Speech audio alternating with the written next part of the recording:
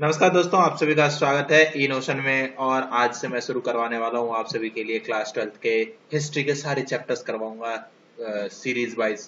पहला चैप्टर, दूसरा चैप्टर, मतलब करवाते जाऊंगा सारे चैप्टर। तो इसी सीरीज में हमारा सबसे पहला चैप्टर है ईंटें, मनके और अस्थियां। हड़प्पा सभ्यता के बारे में हम बात करेंगे। बेसिकली हड़प्पा सभ्यता आप सभी ने सुना होगा कभी ना कभी। नहीं सुना है तो कोई बात नहीं, आज आप सभी को अच्छे से सुना देंगे, जिंदगी भर याद रखेंगे, फिर कभी नहीं कहेंगे कि आपने कभी नहीं सुना। ठीक है, चलिए। तो हड़प्पा सभ्यता बेसिकली जो है एक सभ्यता है जिसकी खोज पुरातत्वविद ने किया है। पुरातत्वविद क्या होता है? जो पुरानी चीजों की खोज करता है। और इससे आगे मैं बढ़ूं, पुराने चीजें और नए चीजों की बात करूं, तो उससे पहले मैं एक बात करना चाहता हूं कि मेरे चैनल पर आप में से कौन कौन पुराने हैं और कौन कौन नए हैं। जो पुराने हैं वो तो अगर आपको वीडियो अच्छा लगेगा तो लाइक कर दीजिएगा। जो नए हैं उन्होंने अब तक सब्सक्राइब नहीं किया है तो नीचे जाके तुरंत सब्सक्रिप्शन पे सब्सक्राइब बटन दबा दीजिए, जिससे आपको हमें मोटिवेट करने में हेल्प मिले। और वहां पर नोटिफिकेशन बटन दबा दीजिए जिससे आपको नोटिफिकेशन मिलता रहे। ठीक है, चलिए अब पुरानी चीजों की बात करते हैं। तो जो पुरातत्वविद होते हैं बेसिकली कहीं किसी जगह पे खुदाई करते हैं। खुदाई किस प्रकार से किया जाता है?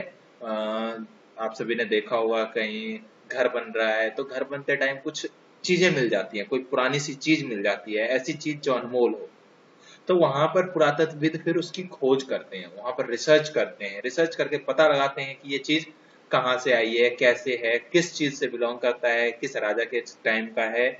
तो इसी प्रकार इस हड़प्पा सभ्यता की भी खोज की गई थी। किसने की थी खोज, कब की गई, ये सारी चीजें मैं बताऊंगा। अब उससे पहले हम बात करते हैं संस्कृति। संस्कृति शब्द का अर्थ क्या होता है? बेसिकली संस्कृति शब्द जो होता है एक ऐसे समूह से जुड़ा होता है। जैसे आप सभी जानते हैं, आप भारत में रह रहे हैं, भारत के किसी एक राज्य में रहते हैं, और इसी प्रकार से सभी राज्य में अलग अलग संस्कृति है। तो एक पर्टिकुलर स्पेस, एक पर्टिकुलर जगह जो होगा, उस जगह में जो लोग रहते हैं और वहां पर जो चीजों का पालन करते हैं, जो उनकी शैली है, वहां के रहने रहने का तरीका है, तौर तरीका है, और खाने पीने की चीजें अलग अलग होती हैं। जैसा कि आप जानते हैं, नॉर्थ इंडिया में चीजें अलग खाई जाती हैं, साउथ इंडिया में अलग, भारत में चीजें अलग खाई जाती हैं, चीन में अलग, पाकिस्तान में अलग। मतलब चीजों का जो होता है, जैसे भारत में क्या खाया जाता है आप सभी जानते हैं, रोटी, बड़ा पाव, ये सारी चीजें, मतलब अलग अलग जगह अलग अलग चीजें खाई जाती हैं। अब आप चाइना की बात करेंगे तो चाइनीज खाई जाती है, चाउमीन, बर्गर, ये वो, मोमोज। तो इस प्रकार ये मतलब एक ये भी एक शैली दिखाता है, एक प्रकार की शैली, कि यहाँ के लोग किस प्रकार से रहते हैं, दूसरे देशों में लोग किस प्रकार से रहते हैं। तो ये संस्कृति जो है वो इसी चीज को दर्शाता है। बेसिकली मैंने डेफिनेशन लिखा हुआ है, आप सभी डेफिनेशन एक बार पढ़िए। पुरातत्वविद, पुरातत्वविद संस्कृति शब्द का प्रयोग पुरावस्तुओं, मतलब पुराने वस्तुओं के एक ऐसे समूह के लिए करते हैं जो एक विशिष्ट शैली, विशिष्ट मतलब एक अनोखी शैली, मतलब एक अलग प्रकार की शैली के होते हैं, और सामान्यतः एक साथ एक विशेष भौगोलिक क्षेत्र, भौगोलिक क्षेत्र मतलब एक, जैसे भारत है एक भौगोलिक क्षेत्र है, भारत में भी अलग अलग भौगोलिक क्षेत्र पाए जाते हैं। जैसे आप north India, north east India, north east जो पार्ट होता है वहां पर ज्यादा पहाड़ है, मतलब भौगोलिक क्षेत्र। तथा कालखंड, कालखंड मतलब एक किसी समय, आज से 100 साल पहले, 200 साल पहले, 1000 साल पहले, 5000 साल पहले, ऐसे कालखंड, मतलब काल, किसी काल जो है वो समय को दर्शाता है बेसिकली। उस काल खंड, खंड मतलब एक काल का जो एक छोटा सा पार्ट होगा उसको दर्शाता है। उससे संबंध पाए जाते हैं, उसी को संस्कृति कहा जाता है। अब देखिए, ये तो हम बात कर ली संस्कृति की। अब अगला जो है हड़प्पा सभ्यता का नामकरण कैसे किया गया, कि ये जो जगह है इसका हम बोलेंगे हड़प्पा सभ्यता। कैसे किया गया? ये क्या हुआ, जब वहां पर खुदाई की गई, बेसिकली इवैक्यूएशन किया गया, एक्सकवेशन, तो वहां पर पुरातत्वविदों ने किया। तो वो जो जगह था उस जगह का नाम हड़प्पा था, और हड़प्पा जगह के नाम पे ही वहां पर खुदाई हुआ, वहां पर बहुत सारी चीजें मिली, और वहां पर मतलब लोगों ने देखा कि वहां पर पुराने टाइम में, बहुत आज से हजारों साल पहले शहर बसे हुए थे। तो उन्होंने क्या कहा, उस शैली को, वहां पे रहने वाले लोगों की संस्कृति को हड़प्पा सभ्यता या हड़प्पा संस्कृति कहा। ठीक है, चलिए। हड़प्पा संस्कृति का काल जो है, मैं इसके आपको एक तस्वीर दिखाने की कोशिश करता हूँ दोस्तों, आप सब देख के उसको इमेजिन करने की कोशिश कीजिएगा। देखिए आप सभी इन चीजों को देख पा रहे होंगे। ये जो तस्वीरें हैं ये बेसिकली कभी जमीन के नीचे हुआ करता था। कहाँ हुआ करता था? जमीन के नीचे। किसी इंसान ने मतलब वहां पर काम करते हुए कुछ ईंटें मिल गई, तो उसने सोचा यार यहाँ ईंटें हैं, इसका मतलब कभी ना कभी तो यहाँ कुछ रहा होगा। तो उन्होंने फिर धीरे धीरे उसको खोदना शुरू किया। खोदते गए तो पूरा बहुत सारा एरिया खोदा गया। तो वहां पर एक शहर के रूप में निकला, जैसा कि आप देख पा रहे हैं ये हड़प्पा। पुराने टाइम में जब इसको खोजा गया था 1920 के आसपास, 1920 के आसपास इसकी खुदाई की गई थी। तो उस टाइम जो था ये भारत का पार्ट था। और अभी बेसिकली ये जो हड़प्पा है या फिर इंडस वैली सिविलाइजेशन है, सिंधु घाटी सभ्यता बोला जाता है। सिंधु नदी जानते हैं आप सभी, उस नदी के किनारे ये बसा हुआ है। तो इसलिए उसको सिंधु घाटी सभ्यता भी कहा जाता है। तो ये आज के टाइम में कहाँ पे है दोस्तों? ये आज के टाइम में बेसिकली पाकिस्तान में है। कहाँ पे है ये आज के टाइम में? पाकिस्तान में। तो आप सभी देख पा रहे होंगे ये तस्वीरें को मैं साझा कर रहा हूँ। देखिए ये जो था जमीन के अंदर था, बेसिकली जमीन के अंदर देख सकते हैं आप कैसा था। मतलब एक विकसित शहर था। वहां पर कुछ कंकाल भी मिले हैं, कंकाल के रूप में, मतलब जो वहां पे दफन हो गए लोग, उनके कंकाल भी पाए गए वहां पे। देख सकते हैं आप, इस प्रकार से वहां पे कंकाल भी मिले हैं। तो ये जो है ये एक हड़प्पा सिविलाइजेशन है, हड़प्पा सभ्यता कहा गया इसको। वहां पर ये आज के टाइम में बेसिकली पाकिस्तान में है। हड़प्पा जगह जो है वो पाकिस्तान में है। और इसी प्रकार से अलग अलग शहर अलग अलग जगह मिले हैं, बहुत सारे शहर।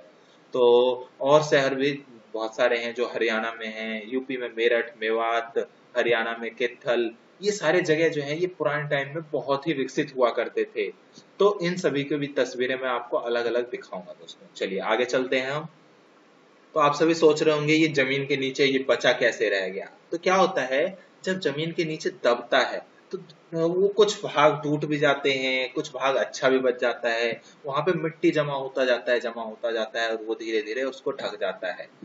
ठीक है। जैसे आप कभी आपने आसपास कभी देखा होगा खुदाई करते टाइम नीचे आपको मिट्टी में ईंटें मिलेंगी, पत्थर मिलेंगी, कुछ खिलौने भी मिल जाते हैं लोगों को जब नीचे खुदाई होती है। ठीक है दोस्तों, तो इसी प्रकार से ये हम संस्कृति जो है हड़प्पा सभ्यता की खोज की गई थी। और इसको संस्कृति किस लिए कहा गया? क्योंकि ये एक पर्टिकुलर जगह जो था, ये आपका बताया मैंने, ये भारत के नॉर्थ साइड का, नॉर्थ इंडिया और पाकिस्तान का पार्ट बहुत सारा, इन सभी जगह पे ये विकसित था। अब हड़प्पा संस्कृति का काल आप पढ़ रहे होंगे यहाँ पर 2600 से 1900 ईसा पूर्व। आप सोच रहे होंगे इसका मतलब क्या है आखिर? 2600 से 1900 ईसा पूर्व। आज देख रहे हैं आप 2020 में चल रहे हैं। 2020 बेसिकली ये 2020 साल आगे आ चुके हैं। 2020 और बेसिकली आप सभी जानते हैं वो ईसा मसीह का नाम सुना होगा। उनके जन्म से पहले, उनका जन्म जो है उसको 0 वर्ष माना जाता है। 0 वर्ष से हम 2020 आगे आ चुके हैं। और उससे आपको 1900 साल पीछे जाना है, तो मतलब 2020 और 1900 साल जोड़ दीजिए आप। तो 2000 और 1920 साल पहले की बात है, मतलब 4000 साल अप्रोक्स, इतने साल पहले की ये बात है। ये संस्कृति जो है हड़प्पा संस्कृति 4000 साल पहले की है। ठीक है। अब हड़प्पा संस्कृति के भाग क्या क्या हैं, उसमें 3-4 भागों में बांटा गया है। जब मतलब वहां पर संस्कृति ज्यादा अच्छी नहीं थी, फिर धीरे धीरे लोगों ने मतलब बहुत सारी टेक्नोलॉजी विकास किया, मतलब शहरों का विकास किया, अलग अलग तरीके से विकसित होने लगे। तो विकसित हड़प्पा संस्कृति, फिर धीरे धीरे उनका डिक्लाइन हुआ। मतलब कहते हैं ना, जब बहुत कुछ अच्छा हो जाता है तो वहां पर अच्छा से आगे नहीं जा सकते, तो वो धीरे धीरे फिर नीचे की तरफ आता है, तो उसको प्रवृत्ति हड़प्पा संस्कृति बोला गया। आशा करता हूँ आप सभी को अच्छे से समझ में आ रहा होगा। मेरी कोशिश है कि आपको इस चैप्टर के बारे में पूरी जानकारी देना, अच्छे से बताना सब कुछ। चलिए आगे बात करते हैं। हड़प्पा संस्कृति काल की बात कर ली हमने। अगली बात करते हैं हम, ये देखिए बीसी। यहाँ पे मतलब आपको दिखा देता हूँ क्या है। बीसी का मतलब इंग्लिश में बोलते हैं बिफोर क्राइस्ट, मतलब क्राइस्ट के जन्म से पहले। उसको हिंदी में बोला जाता है ईसा पूर्व। उसी प्रकार से एडी बोला जाता है एनो डोमिन। ईसा मसीह के जन्म के बाद, जन्म वर्ष को बोला जाता है एनो डोमिन। और बीपी बिफोर प्रेजेंट, आज से पहले, आज से जब अभी बात कर रहे हैं हम, इससे पहले की बात करेंगे तो बीपी लगाते हैं। ईसा मसीह के जन्म वर्ष को क्या कहा जाता है, एनो डोमिनी, एडी। ओके, और उसके बाद को भी बोला जाता है, जैसे 2000 है तो 2000 एडी बोला जाएगा। अब एक बात सुनिए, हड़प्पा सभ्यता को सिंधु घाटी सभ्यता क्यों कहा जाता है, मैं ये बता चुका हूं। देखिए, हड़प्पा सभ्यता जो था वो सिंधु नदी, आप सभी जानते हैं, सिंधु नदी के आसपास जो था बसा हुआ था दोनों तरफ। मैं आपको तस्वीरों से दिखाता हूं तब ज्यादा समझ में आएगा। हाँ जी, तो जैसा कि आप सभी तस्वीरों में देख पा रहे होंगे, नाम लिखा हुआ होगा, आप सभी को पढ़ना आता है।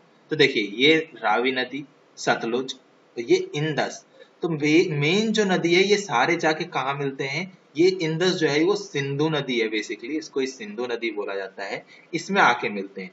तो आप देख पा रहे होंगे हड़प्पा जो है ये सिंधु की नदी के किनारे ही बसा हुआ है, और ये सारे जो है सारी चीजें ये नदियों के किनारे ही बसे हुए हैं। छानूदारो, कोटबिजी, सुकूर, मोहनजोदाड़ो, मोहनजोदाड़ो भी फेमस है, आपको इसके बारे में भी मैं बताऊंगा। मोहनजोदाड़ो एक मूवी भी आई है उसकी, ऋतिक रोशन की, काफी टाइम पहले, आप चाहें तो देख सकते हैं उस मूवी को भी। और ये देखिए, ये दिल्ली है, और ये जो सिंधु नदी है ये पूरा पार्ट जो है वो इंडिया का है अभी भी, और इस तरफ का ये जो पार्ट है ये अभी पाकिस्तान में है बेसिकली। मैं उस तरीके का एक तस्वीर भी आपको दिखाऊंगा। ये आप देख पा रहे हैं, ये गुजरात है, ठीक है, लोथल गुजरात में है, ये सारे गुजरात में है। तो सिंधु नदी जो है ये गुजरात में पार्ट, यहाँ पे अभी गुजरात वो पाकिस्तान का पार्ट है। तो ये जो है इसलिए अभी हड़प्पा भी कहाँ है, पाकिस्तान में। ये आप देख पा रहे हैं, ये कलर का है, इस कलर का लाइन जो है ब्लैक ब्लैक सा, ये बेसिकली भारत का है। इस तरफ भारत और इससे इस तरफ पाकिस्तान है, देख पा रहे होंगे आप सभी। ये देख, ये जो जा रहा है ये भारत का मैप का हुआ है, इस तरफ भारत और इस तरफ पाकिस्तान। तो ये हड़प्पा जो है अभी वो पाकिस्तान में है बेसिकली, आप सभी समझ पा रहे होंगे मैं जैसा कि समझा रहा हूँ। कालीबंगान ये जो है ये भारत में है अभी, मतलब इन सभी चीजों की हम बात करेंगे। तो ये सिंधु, इसको सिंधु घाटी सभ्यता इसीलिए कहा गया क्योंकि ये देख रहे हैं सिंधु नदी है, ये सिंधु नदी के किनारे ज्यादा बसा हुआ होने के कारण ही सिंधु घाटी सभ्यता भी कहा गया। अब आप सभी सोच रहे होंगे ये सिंधु नदी जो है, इंडस रिवर, ये कहाँ है। तो ये देखिए, ये जो है सारे निकलते भारत से हैं, कश्मीर के साइड से निकलते हैं, और ये सारे जाते पाकिस्तान से होते हुए कहाँ जाते हैं, अरेबियन सी, अरब सागर में जाके ये मिल जाते हैं। ठीक है दोस्तों, चलिए आगे बात करते हैं हम।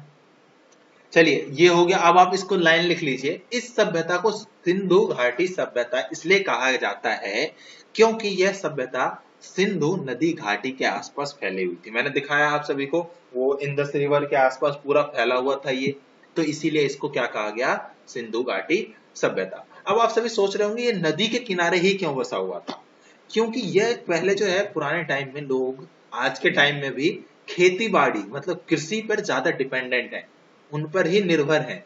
तो इसलिए उस वो जो नदी के किनारे का इलाका होता है वो बहुत ज्यादा उपजाऊ होता है, वहां पर अलग अलग प्रकार की बहुत ज्यादा फसलें उगाई जा सकती हैं।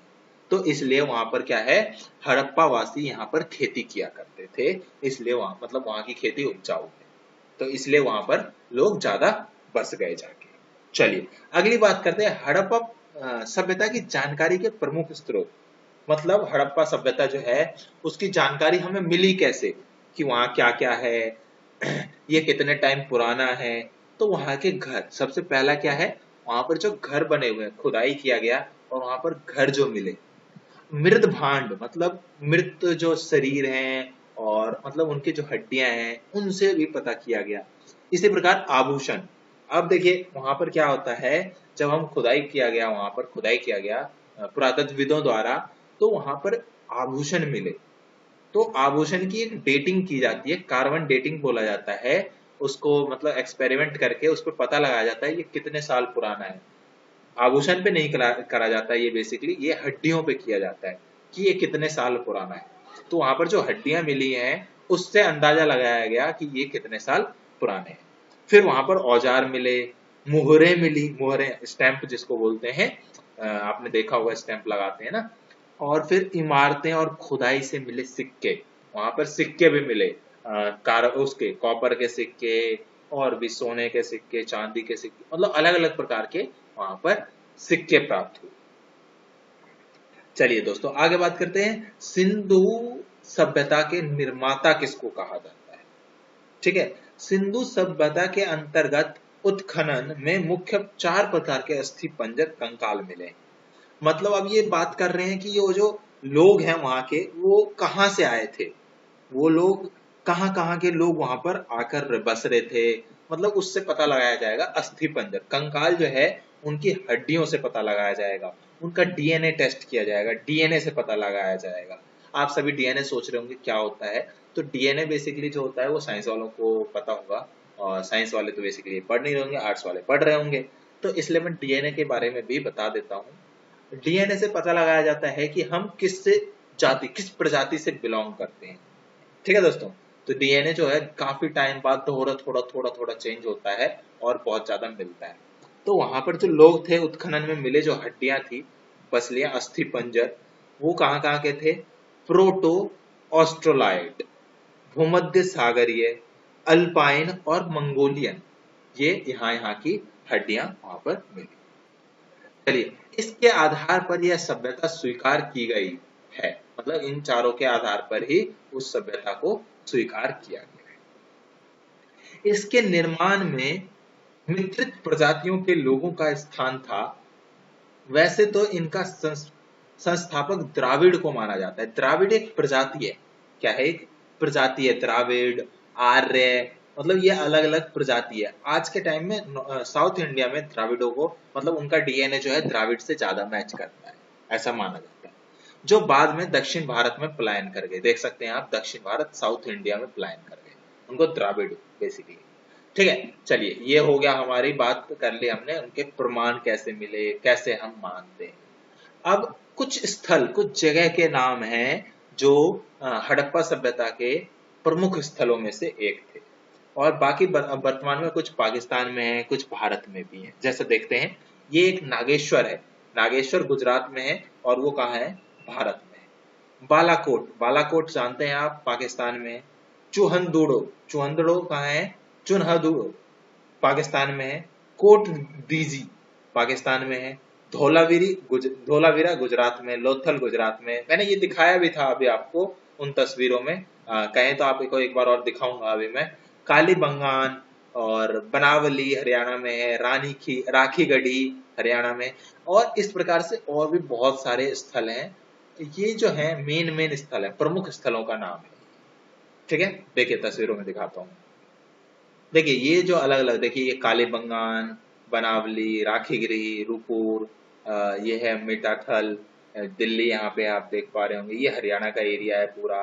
इधर राजस्थान है, कोट डीजी, ये राजस्थान में, ये देख सकते, ये बेसिकली सॉरी पाकिस्तान में है। ये चानू दाड़ो, ये भी पाकिस्तान में है, देख पा रहे होंगे, क्योंकि इस लाइन के इस तरफ भारत और इस तरफ पाकिस्तान, देख सकते हैं आप। और यहाँ देखिए धौलावीरा, लोथल, रंगपुर, रोजड़ी, ये सारे कहाँ हैं? गुजरात में, भारत में। और ये कहाँ है? ये क्या है? इसको रन का कच्छ बोला जाता है, कच्छ की खाड़ी भी बोली जाती है इसको। ठीक है,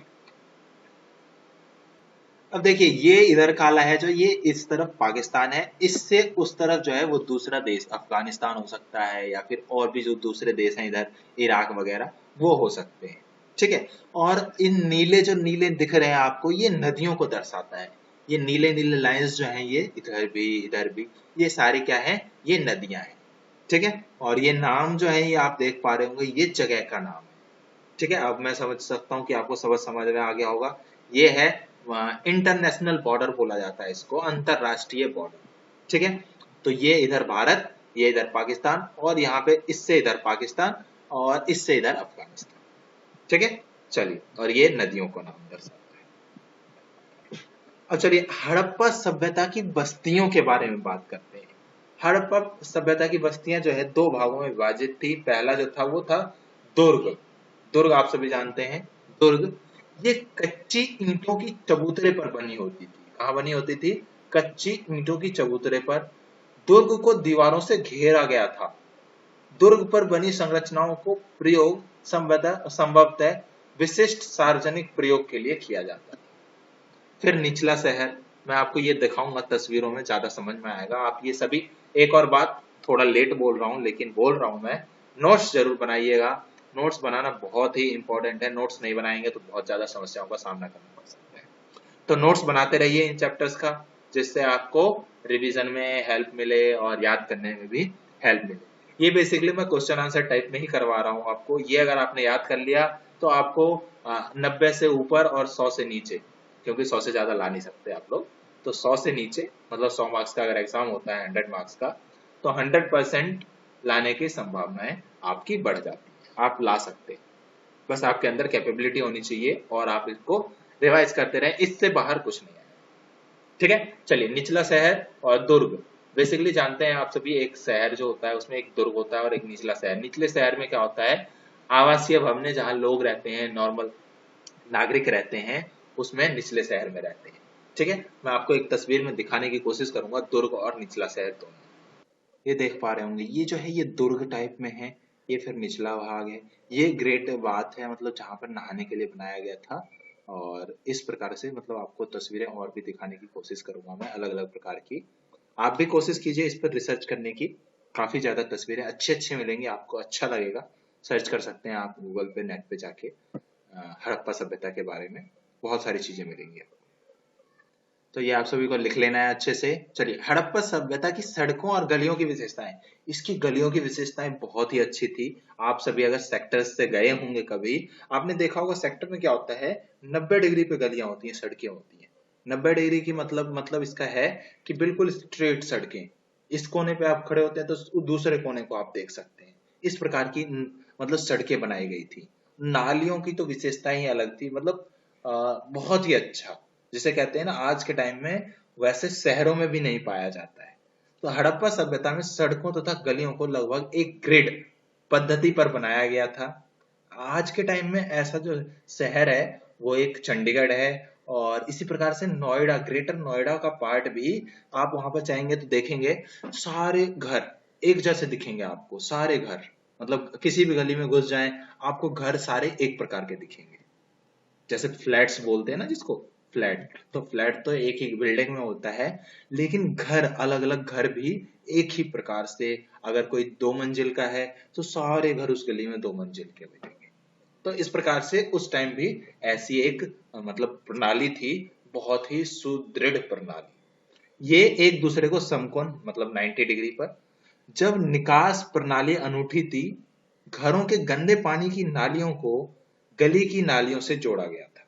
तो जैसा कि जानते हैं आप सभी, घरों के गंदे पानी को निकालने के लिए कहीं तो जोड़ना पड़ता, तो नालियों को जोड़ा गया था, गली की नालियों को घरों के गंदे पानी के नालियों से।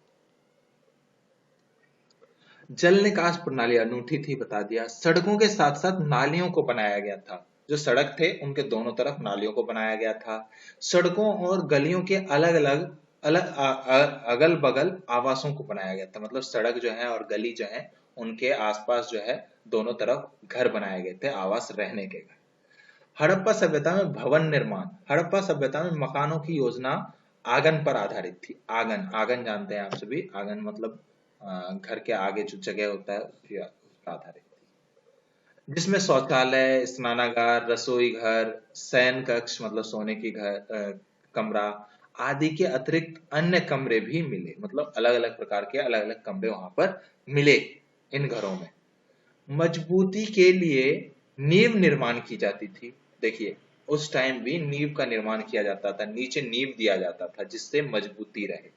सड़कों के किनारे मकान बने थे जिससे सुविधा, हवा, सफाई, प्रकाश की पूर्ण व्यवस्था व्यवस्था होती थी। मतलब वहां पर हवा भी आए, साफ सफाई भी हो और रोशनी की भी कोई दिक्कत ना हो। इस प्रकार से मतलब एक कहते हैं ना शहर के रूप में विकसित किया गया था, आज से 4000 5000 साल पहले से। मकान जमीन से ऊंचाई पर बनाए गए जाते थे। जमीन के मतलब जमीन जितना ऊंचा था उससे काफी ऊंचाई पे मकानों को बनाया जाता था। मकानों के दरवाजे सड़कों की ओर खुले हो रहते थे।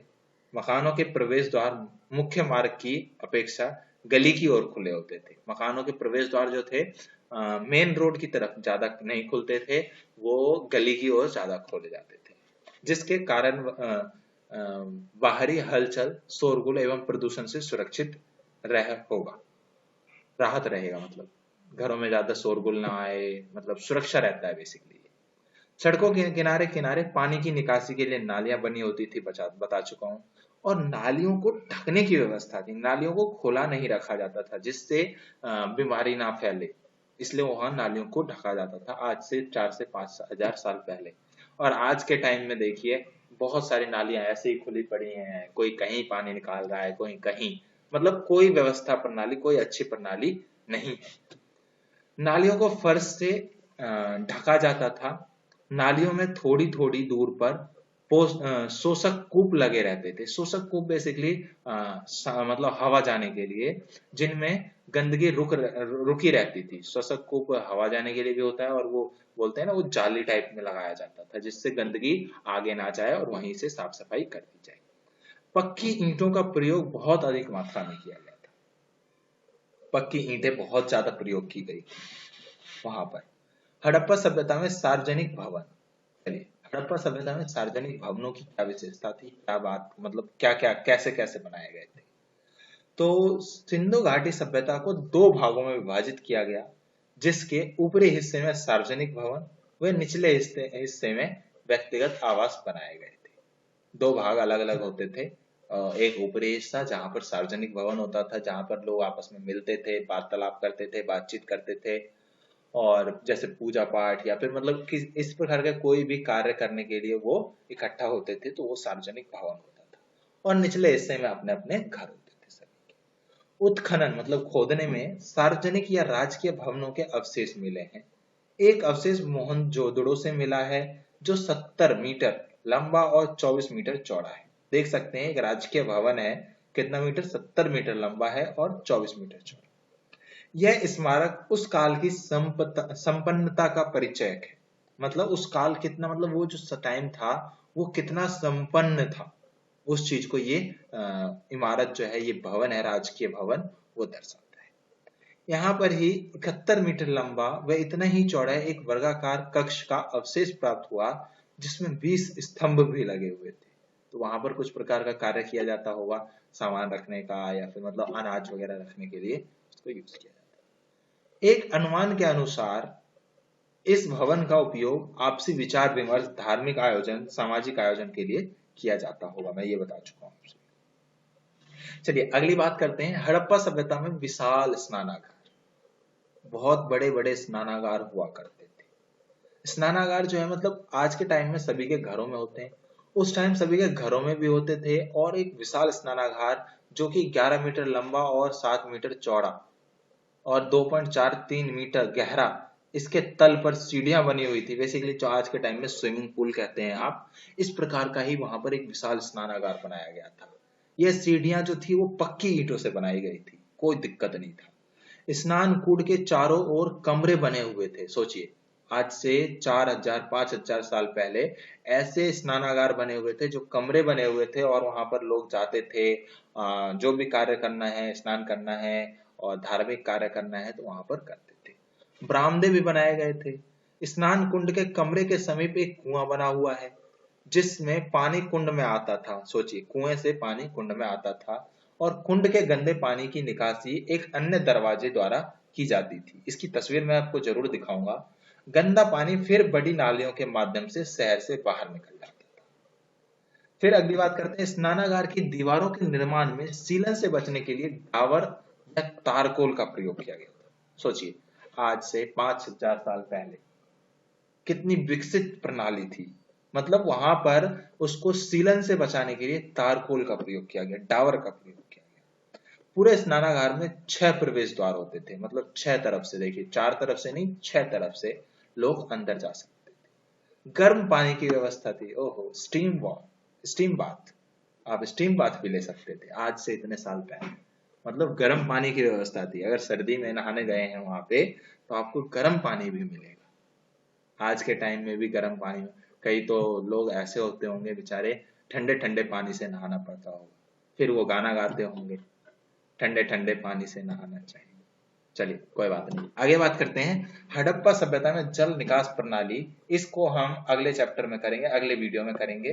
तो आप सभी से विनती है, अनुरोध है कि आप सभी इसका नोट्स अब तक जितना भी समझाया गया है बना लीजिए, और इनको याद जरूर कर लीजिए अच्छे से, जिससे आपको आगे मैं जितना भी करवाऊं उसमें हेल्प मिलता रहे और आप पीछे ना रह जाए।